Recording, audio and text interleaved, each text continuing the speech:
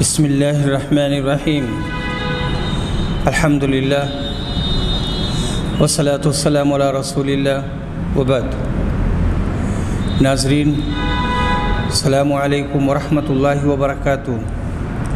کتاب بدء الخلق، مخلوق کی پیدائش کا بیان۔ باب ما جاء فی قول اللہ تعالی وَهُوَ الَّذِي يَبْدَأُ الْخَلْقَ ثُمَّ يُعِيدُهُ وَهُوَ أَهْوَنُ عَلَيْهِ۔ اللہ تعالیٰ کے اس فرمان کا بیان اللہ ہی ہے جس نے مخلوق کو پہلی دفعہ پیدا کیا اور وہی پھر دوبارہ موت کے بعد زندہ کرے گا، اور یہ دوبارہ زندہ کرنا تو اس پر اور بھی آسان ہے۔ ربیع بن خثیم اور حسن بصری کہتے ہیں کہ یوں تو دونوں یعنی پہلی مرتبہ پیدا کرنا پھر دوبارہ زندہ کرنا اس کے لیے بالکل آسان ہے، لیکن ایک کو یعنی پیدائش کے بعد دوبارہ زندہ کرنے کو زیادہ آسان ظاہر کرنے کے اعتبار سے کہا ہینٌ اور حیّنٌ۔ جیسے بولتے ہیں لینٌ لینٌ، میتٌ میتٌ، ضیقٌ ضیقٌ، یعنی اس میں یہ مشدد بھی ہے اور مخفف بھی ہے، دونوں طرح پڑھنا جائز ہے۔ ہینٌ آسان، لینٌ نرم، میتٌ مردہ، ضیقٌ یا ضیقٌ تنگ۔ اور سورہ قاف میں جو لفظ افعینہ آیا ہے اس کے معنی ہے کہ کیا ہمیں پہلی بار پیدا کرنے نے عاجز کر دیا تھا؟ جب اس خدا نے، اس اللہ نے تم کو پیدا کر دیا تھا اور تمہارے مادے کو پیدا کیا، اور اسی صورت میں اللہ تعالیٰ کے ارشاد لغوب کے معنی تھکن کے ہیں، اور سورہ نوح میں فرمایا اطوارا، اس کے معنی یہ ہیں کہ مختلف صورتوں میں تمہیں پیدا کیا، کبھی نطفہ ایسے خون کی پھٹکی، پھر گوشت پر پھر گوشت، پھر ہڈی پوست۔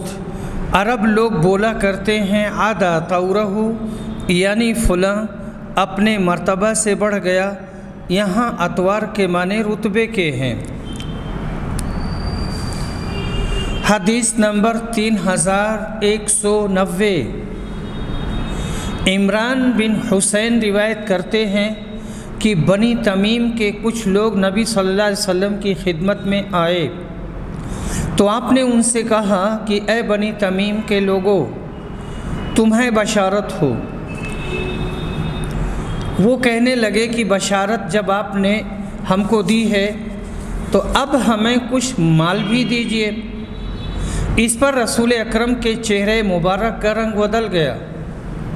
پھر آپ کی خدمت میں یمن کے لوگ آئے تو آپ نے ان سے بھی فرمایا اے یمن والو، بنو تمیم کے لوگوں نے تو خوشخبری کو قبول نہیں کیا، اب تم اسے قبول کر لو۔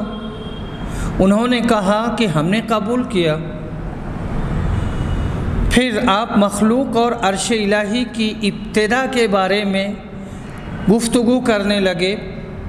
اتنے میں ایک شخص آیا، نامعلوم شخص آیا اور کہا کہ عمران، تمہاری اونٹنی بھاگ گئی۔ عمران کہتے ہیں کاش میں آپ کی مجلس سے نہ اٹھتا تو بہتر ہوتا۔ نبی اکرم نے بنو تمیم کو اسلام لانے کی وجہ سے آخرت کی بھلائی کی خوشخبری دی تھی۔ بنو تمیم کے لوگوں نے اپنی کم عقلی سے یہ سمجھا کہ آپ دنیا کا مال و دولت دینے والے ہیں۔ ان کی اس سوچ سے آپ کو دکھ ہوا۔ کہتے ہیں کہ یہ مانگنے والا اقرا بن حابس نامی ایک بدو تھا یا جنگلی آدمی تھا۔ حدیث نمبر 3191۔ تو یہاں جو پہلے حدیث گزری ہے اس میں عرش وغیرہ کا تذکرہ ہے، یہی محل شاہد ہے۔ حدیث نمبر 3191۔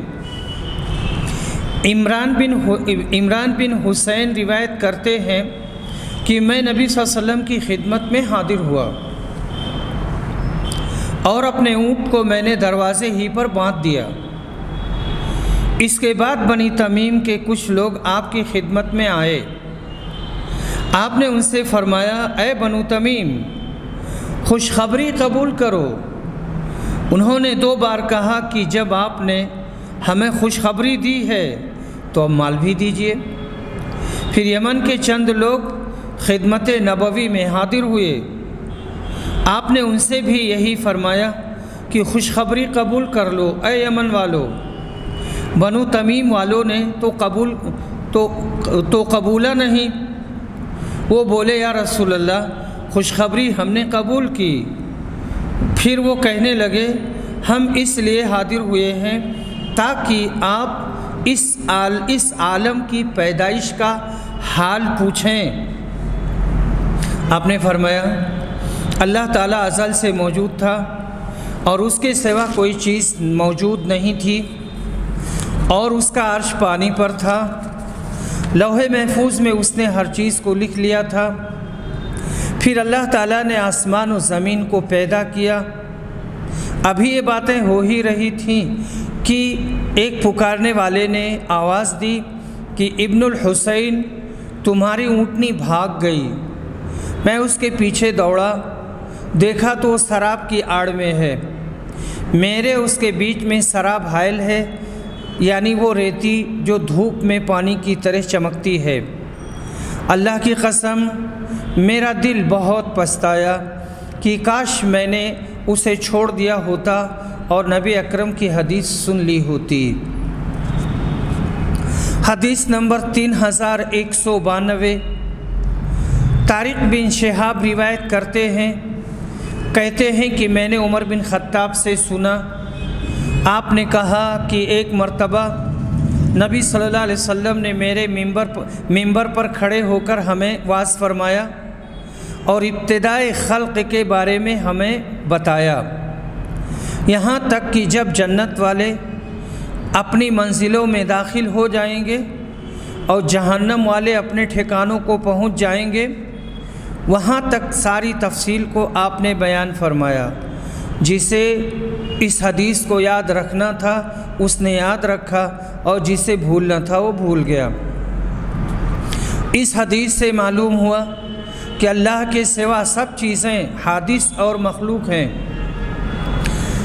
عرش، فرش، آسمان و زمین سب میں اتنی بات ہے کہ عرش اس کا اور سب چیزوں سے پہلے وجود رکھتا تھا، مگر حادث اور مخلوق وہ بھی ہے، حادث ہو جائے گی یعنی فنا ہو جائے گی۔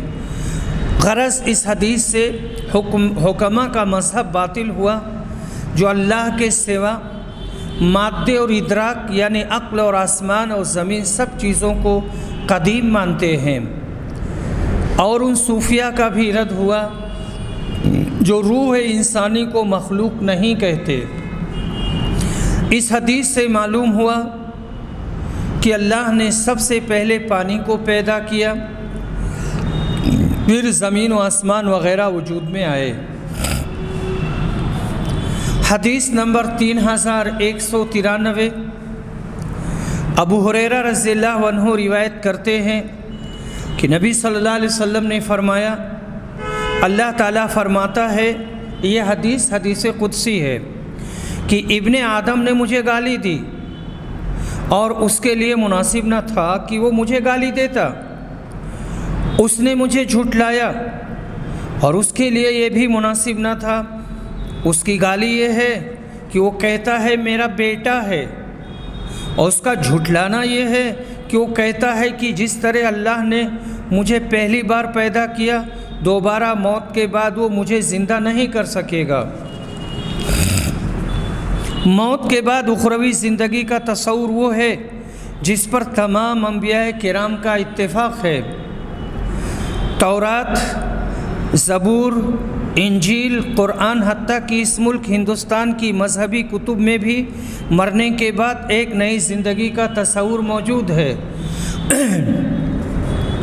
اس کے باوجود کفار نے ہمیشہ اس عقیدے کی تکذیب کی اور اسے ناممکن قرار دیا ہے۔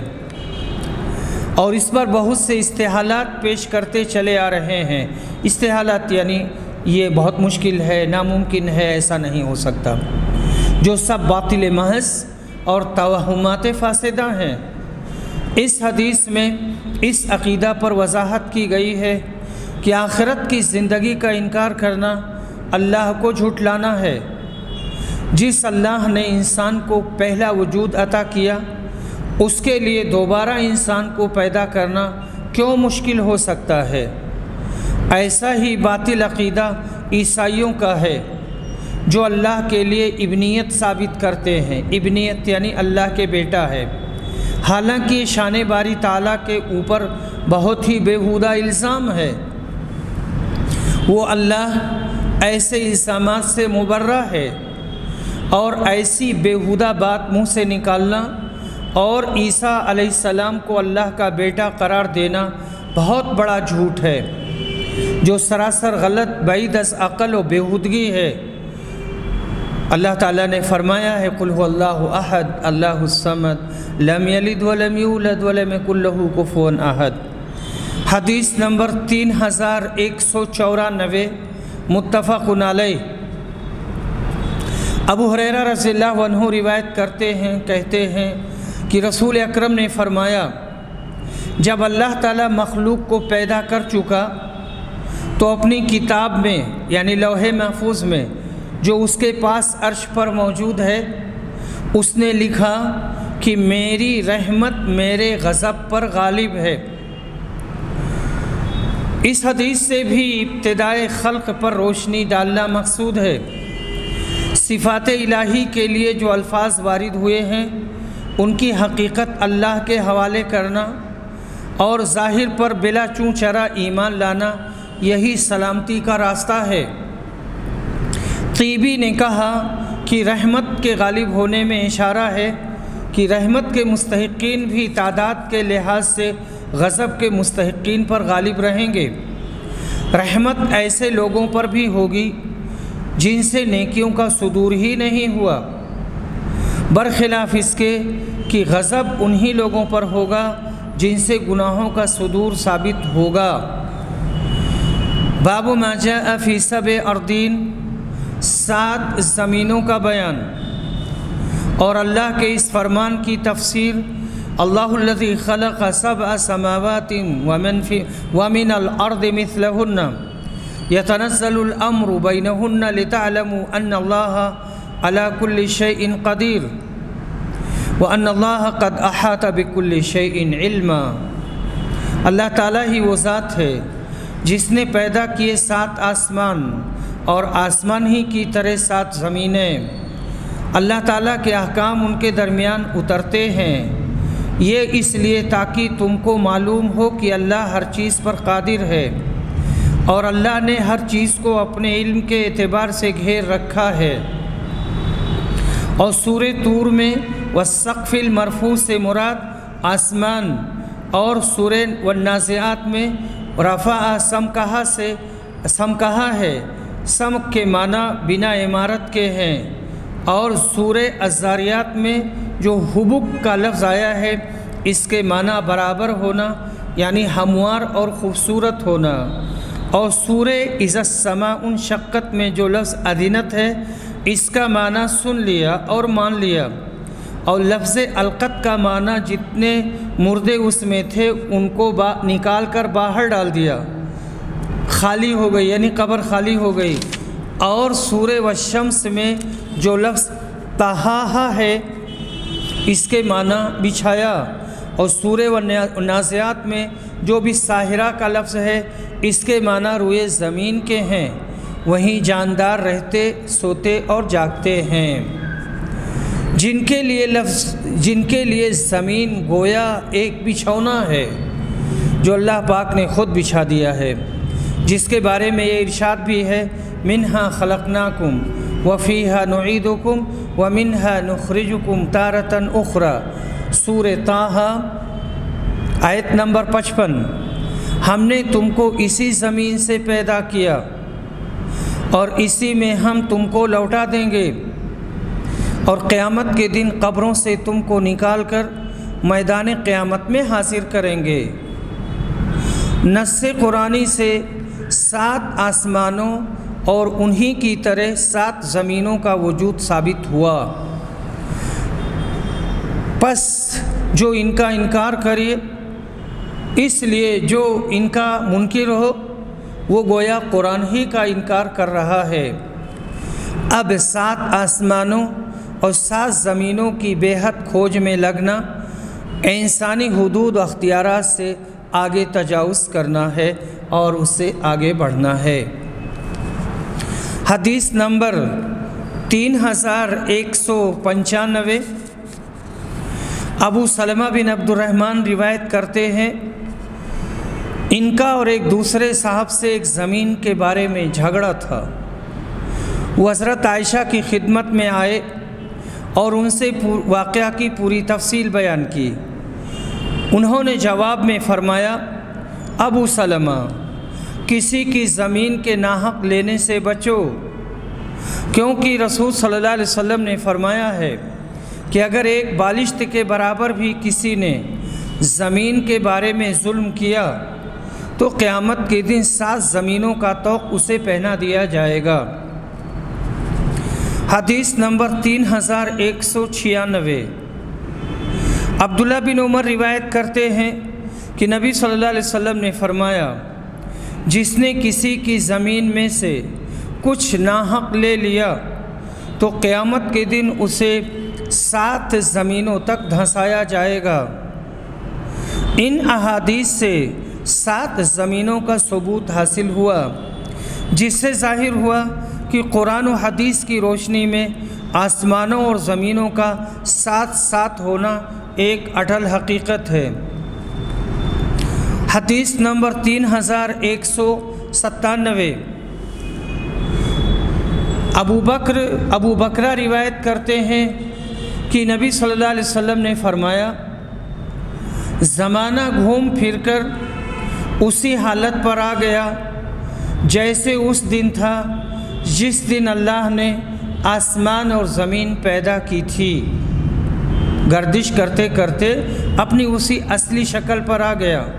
سال 12 مہینوں کا ہوتا ہے، 4 مہینے اس میں سے حرمت کے ہیں، 3 تو پے در پے ذیقعدہ، ذوالحجہ اور محرم یکے بعد دیگرے آتے ہیں ایک ساتھ، اور چوتھا مسرکہ رجب جو جمادی الاخری اور شعبان کے بیچ میں آتا ہے۔ ہوا یہ تھا کہ عربوں کی یہ بھی ایک جہالت تھی کہ وہ کبھی محرم کو سفر کر دیتے، کہیں اپنے اغراض فاسدہ کے تحت ذوالحجہ کو محرم بنا دیتے۔ غرض کچھ عجیب خبط مچا رکھا تھا۔ نبی صلی اللہ علیہ وسلم کو اللہ پاک نے صحیح مہینہ بتلا دیا۔ زمانہ کے گھوم آنے سے یہی مطلب ہے کہ جو اصل مہینہ اس دن سے شروع ہوا تھا جس دن اس نے زمین و آسمان پیدا کیے تھے، اسی حساب سے اب صحیح مہینہ قائم ہو گیا۔ اس سے قمری مہینوں کی فضیلت بھی ثابت ہوئی، جن سے ماہ و سال کا حساب عین فطرت کے مطابق ہے، جس کا دن شام کو ختم ہوتا اور صبح سے شروع ہوتا ہے۔ اس کا مہینہ کبھی 30 دن کا اور کبھی 29 دن کا ہوتا ہے۔ اس کا حساب ہر ملک میں رویت ہلال پر موقوف ہے۔ حدیث نمبر 3198 سعید بن زید بن عمرو بن نفیل یہ روایت کرتے ہیں کہ عروہ بنت ابی اوست سے ان کا ایک زمین کے بارے میں جھگڑا ہوا، جس کے متعلق عروہ کہتی تھیں کہ سعید نے میری زمین چھین لی۔ یہ مقدمہ مروان خلیفہ کے یہاں فیصلہ کے لیے گیا، جو مدینہ کا حاکم تھا۔ سعید نے کہا، بھلا کیا میں ان کا حق دبا لوں گا؟ میں گواہی دیتا ہوں کہ میں نے رسول اللہ صلی اللہ علیہ وسلم کو یہ فرماتے سنا ہے کہ جس نے ایک بالشت زمین بھی ظلم سے کسی کی دبا لی تو قیامت کے دن 7 زمینوں کا طوق اس کی گردن میں ڈالا جائے گا۔ یہ حدیث متفق علیہ ہے۔ باب فی النجوم، ستاروں کا بیان۔ قتادہ نے کہا کہ ہم نے زینت دی، قتادہ کہتے ہیں قرآن مجید کی اس آیت کے بارے میں کہ ہم نے زینت دی آسمان دنیا کو تاروں کے چراغوں سے۔ کہا کہ اللہ تعالیٰ نے ان ستاروں کو 3 فائدوں کے لیے پیدا کیا ہے۔ انہیں آسمان کی زینت بنایا، شیاطین پر مارنے کے لیے بنایا، اور رات کی اندھیریوں میں انہیں صحیح راستہ پر چلتے رہنے کے لیے نشانات قرار دیا۔ اس لیے جس شخص نے ان کے سوا دوسری باتیں کہیں اس نے غلطی کی، اپنا حصہ تباہ کیا، اپنا وقت ضائع کیا یا اپنا ایمان کھویا۔ اور جو بات غیب کی معلوم نہیں ہو سکتی اس کو اس نے معلوم کرنا چاہا۔ ابن عباس رضی اللہ عنہ کہتے ہیں کہ سورہ کہف میں لفظ متغیرہ ہے، اس کے معنی بدلا ہوا۔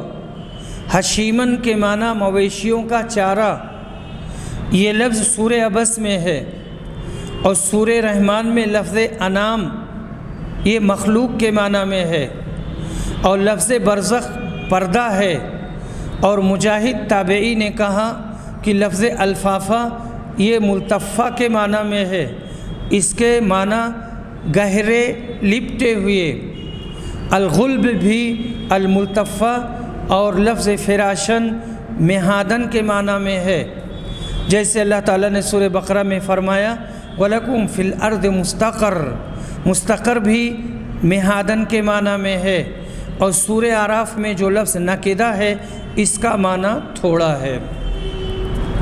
حضرت قتادہ کے قول کو عبد بن حمید نے موصولاً روایت کیا ہے۔ اس سے ستارہ شناسوں کا رد ہوا جو گمان کرتے ہیں کہ ستاروں سے لوگوں پر اثر پڑتا ہے۔ سچ فرمایا کہ کذب المنجمون ورب الکعبہ، کعبہ کے رب کی قسم نجومی جھوٹے ہیں جو ستاروں کو جملہ تاثیرات کا مالک بتاتے ہیں۔ باب صفت الشمس والقمر، سورہ رحمان کی آیت کی تفسیر کہ سورج اور چاند دونوں حساب سے چلتے ہیں۔ مجاہد نے کہا چکی کی طرح گھومتے ہیں، اور دوسرے لوگوں نے بیان کیا کہ حساب سے مقررہ منزلوں میں پھرتے ہیں، زیادہ نہیں بڑھ سکتے۔ لفظ حسبان حساب کی جمع ہے، جیسے لفظ شہاب کی جمع شہبان ہے۔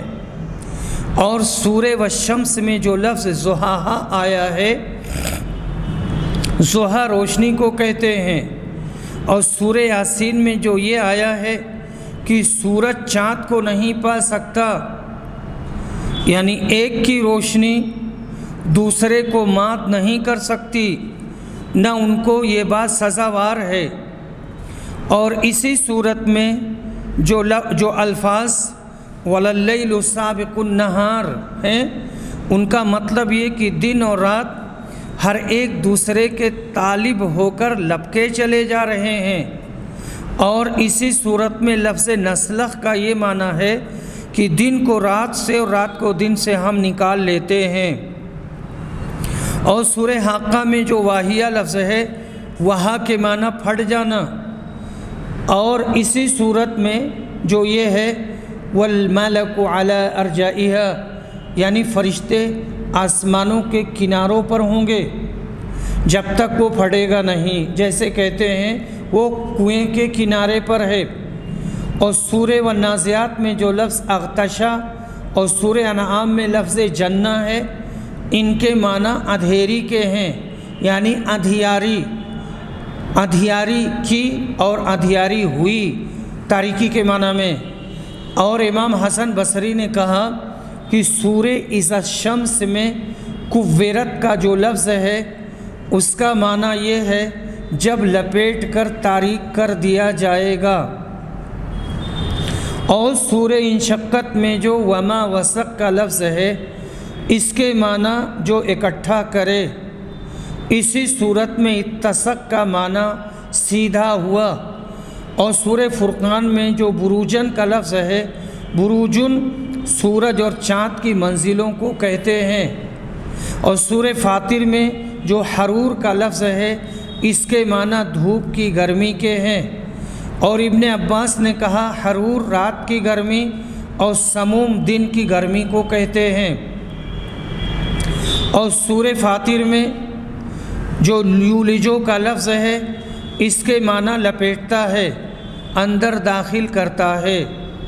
اور سورہ توبہ میں جو ولیجہ کا لفظ ہے اس کے معنی اندر گھسا ہوا یعنی رازدار دوست۔ حدیث نمبر 3199 متفق علیہ۔ ابو ذر غفاری رضی اللہ عنہ روایت کرتے ہیں، کہتے ہیں کہ نبی صلی اللہ علیہ وسلم نے جب سورج غروب ہوا تو ان سے پوچھا کیا تم کو معلوم ہے یہ سورج کہاں جاتا ہے؟ میں نے کہا کہ اللہ اور اس کے رسول کو اس کا علم زیادہ ہے۔ آپ نے فرمایا یہ جاتا ہے اور عرش کے نیچے پہنچ کر پہلے سجدہ کرتا ہے، پھر دوبارہ آنے کی اجازت چاہتا ہے اور اسے اجازت دی جاتی ہے، اور وہ دن بھی قریب ہے جب یہ سجدہ کرے گا تو اس کا سجدہ قبول نہ ہوگا، اور اجازت چاہے گا لیکن اجازت نہ ملے گی، بلکہ اس سے کہا جائے گا کہ جہاں سے آیا ہے وہیں واپس چلا جا۔ چنانچہ اس دن وہ مغرب ہی سے نکلے گا۔ اللہ تعالیٰ کے فرمان والشمس تجری لمستقر لها ذلك تقدیر العزیز العلیم میں اسی طرف اشارہ ہے۔ اس حدیث میں منکرین حدیث نے کئی اشکال پیدا کیے ہیں۔ ایک یہ کہ سورج زمین کے نیچے جاتا ہے نہ عرش کے نیچے، اور دوسری روایت میں مضمون موجود ہے تغرب فی عین حامیہ۔ دوسرے یہ کہ زمین اور آسمان گول کرے ہیں یا گول کرے ہیں، تو سورج ہر وقت عرش کے نیچے ہے، پھر خاص غروب کے وقت جانا کیا معنی؟ تیسرے سورج ایک بے روح اور بے عقل جسم ہے، اس کا سجدہ کرنا اور اس کو اجازت ہونے کا کیا معنی؟ چوتھے اکثر حکیموں نے مشاہدہ سے معلوم کیا ہے کہ زمین متحرک اور سورج ساکن ہے، تو سورج کے چلنے کے کیا معنی؟ پہلے اشکال کا جواب یہ ہے کہ زمین کروی ہوئی تو ہر طرح سے عرش کے نیچے ہوئے، اس لیے غروب کے وقت یہ کہہ سکتے ہیں کہ سورج زمین کے نیچے گیا اور عرش کے نیچے گیا۔ یہ پہلے اشکال کا جواب ہے۔ دوسرے اشکال کا جواب یہ ہے کہ بے شک ہر نقطے اور ہر مقام پر سورج عرش کے نیچے ہے اور وہ ہر وقت اپنے مالک کے لیے سجدہ کر رہا ہے اور اس سے آگے بڑھنے کی اجازت مانگ رہا ہے، لیکن چونکہ ہر ملک والوں کا مغرب اور مشرق مختلف ہے اس لیے طلوع اور غروب کے وقت کو خاص کیا۔ تیسرے اشکال کا جواب یہ ہے کہ یہ کہاں سے معلوم ہوا کہ سورج بے جان اور بے عقل ہے؟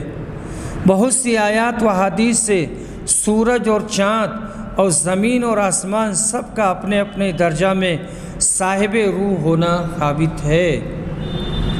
چوتھے اشکال کا جواب یہ ہے کہ بہت سے حکیم اس امر کے بھی قائل ہیں کہ زمین ساکن ہے اور سورج اس کے گرد گھومتا ہے، اور اس بارے میں طرفین کے دلائل متعارض ہیں، اور ظاہر قرآن و حدیث سے تو سورج اور چاند اور تاروں ہی کی حرکت نکلتی ہے۔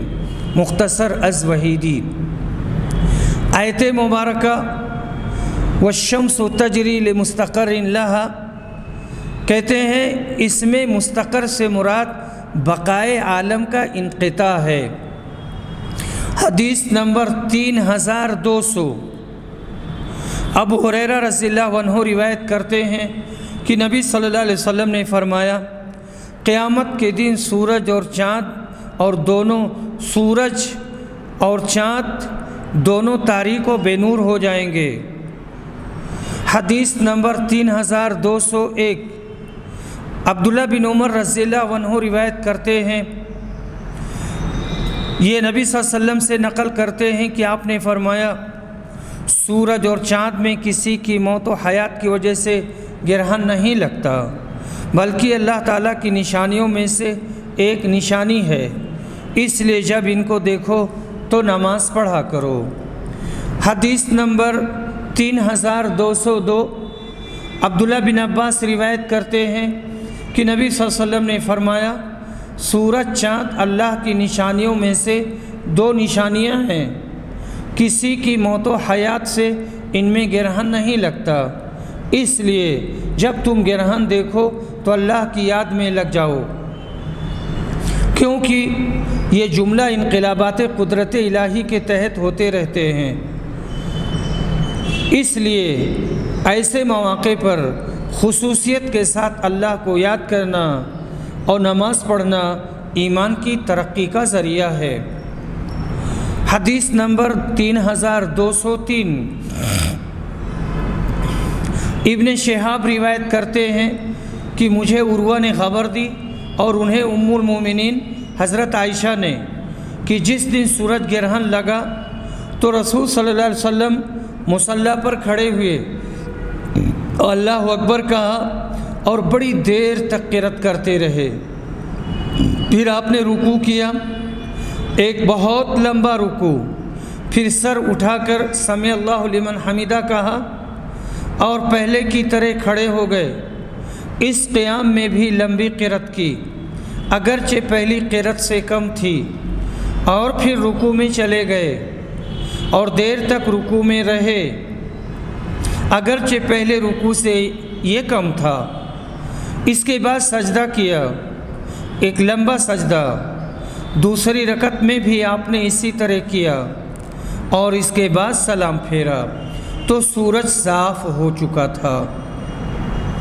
اب آپ نے صحابہ کو خطاب فرمایا، سورج اور چاند کے متعلق بتایا کہ یہ اللہ کی نشانیوں میں سے نشانی ہے اور ان میں کسی کی موت و حیات کی وجہ سے گرہن نہیں لگتا ہے، اس لیے جب تم گرہن دیکھو تو فوراً نماز کی طرف لپک جاؤ۔ آج چاند اور سورج کے گرہن کی جو وجہ بیان کی جاتی ہے وہ بھی شان قدرت ہی کے مظاہر ہیں، لہٰذا حدیث صحیح اور قرآن میں کوئی اختلاف نہیں ہے۔ حدیث نمبر 3204 ابو مسعود انصاری روایت کرتے ہیں کہ رسول صلی اللہ علیہ وسلم نے فرمایا سورج اور چاند میں کسی کی موت یا حیات پر گرہن نہیں لگتا، بلکہ اللہ کی نشانیوں میں سے نشانی ہے، اس لیے جب تم ان میں گرہن دیکھو تو نماز پڑھو۔ ان جملہ احادیث میں کسی نہ کسی طرح چاند اور سورج کا ذکر آیا ہے، اس لیے ان کو یہاں نقل کیا گیا۔ ان کے بارے میں جو کچھ زبان رسالت مآب صلی اللہ علیہ وسلم سے منقول ہوا اس سے آگے بڑھ کر بولنا مسلمان کے لیے جائز نہیں ہے۔ آج کے حالات نے چاند اور سورج کے وجود کو مزید واضح کر دیا ہے۔ اللہ تعالیٰ نے قرآن مجید میں فرمایا لا تسجدوا للشمس ولا للقمر، چاند سورج کو سجدہ نہ کرو، یہ تو اللہ کی پیدا کی ہوئی مخلوق ہیں، سجدہ کرنے کے قابل صرف اللہ ہے جس نے ان سب کو وجود بخشا ہے۔ چاند میں جانے کے دعوے داروں نے جو کچھ بتلایا ہے اس سے بھی قرآن پاک کی تصدیق ہوتی ہے کہ چاند بھی دیگر مخلوقات کی طرح ایک مخلوق ہے، وہ کوئی دیوی دیوتا یا ما فوق الفطرت کوئی اور چیز نہیں ہے۔ باب ما جاء فی قولہ تعالی وَهُوَ الَّذِي أَرْسَلَ الرِّيَاحَ بُشْرًا بَيْنَ يَدَيْ رَحْمَتِهِ، اللہ تعالیٰ کے اس فرمان کا بیان وہی اللہ ہے جو اپنی رحمت، یا رحمت سے مراد یہاں بارش ہے، جو اپنی رحمت سے پہلے خوشخبری دینے والی ہواؤں کو بھیجتا ہے۔ سورہ بنی اسرائیل میں قاصفاً کا جو لفظ آیا ہے اس کے معنی سخت ہوا جو ہر چیز کو رونٹ ڈالے۔ سورہ حج میں جو لفظ لواقع ہے اس کے معنی ملاقع جو ملقحہ کی جمع ہے، حاملہ کرنے والی۔ سورہ بقرہ میں جو اعصار کا لفظ ہے تو اعصار بگولے کو کہتے ہیں جو زمین سے آسمان تک ایک ستون کی طرح ہے، اس میں آگ ہو۔ سورہ آل عمران میں جو سرن کا لفظ ہے اس کے معنی پالا، سردی۔ نشورن کے معنی جدا جدا اور الگ الگ کے ہیں۔ صحیح یہ ہے کہ لواقع لاقحہ کی جمع یعنی وہ ہوائیں جو پانی کو اٹھائے چلتی ہیں۔ آیت کریمہ وَهُوَ الَّذِي يُرْسِلُ الرِّيَاحَ بُشْرًا بَيْنَ يَدَيْ رَحْمَتِهِ، سورہ اعراف آیت نمبر 57 میں لفظ بشرا کی جگہ نشرہ پڑھا ہے، یعنی ہر طرف سے جدا چلنے والی ہوائیں۔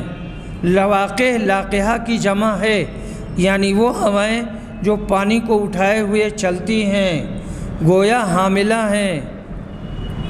مولانا جمال الدین افغانی کہتے ہیں کہ حاملہ کرنے والی ہوا کا معنی اصول نباتات کی روح سے ٹھیک ہے، کیونکہ علم نباتات میں ثابت ہوا ہے کہ ہوا نر درخت کا مادہ اڑا کر مادہ درخت پر لے جاتی ہے، اس وجہ سے درخت خوب پھلتا پھولتا ہے، گویا ہوا درختوں کو حاملہ کرتی ہیں۔ تحقیقات جدیدہ سے بھی یہی مشاہدہ ہوا ہے۔ وآخر دعوانا الحمدللہ رب العالمین۔